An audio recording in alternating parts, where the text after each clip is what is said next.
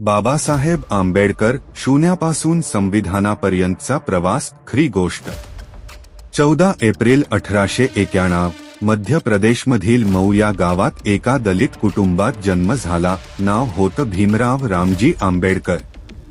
शाळेत फरशांवर बसणं, पाण्याचा हंडा दूर ठेवणं हीच त्यांची बालपणातील ओळख होती.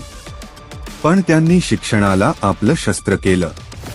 1907 मध्ये मॅट्रिक पास झाल्यावर तो त्यांच्या समाजासाठी एक ऐतिहासिक क्षण ठरला.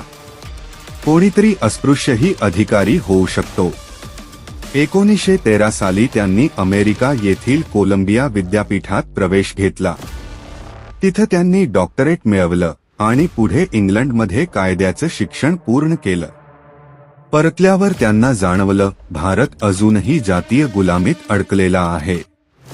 1927 रोजी त्यांनी मुंबईत पहिल्यांदा स्पष्टपणे जाहीर केलं, मी हिंदू म्हणून जन्मलो असलो तरी हिंदू म्हणून मरणार नाही. शक्तीच्या नाही, समाजाच्या परिवर्तनाच्या लढाईला त्यांनी सुरुवात केली.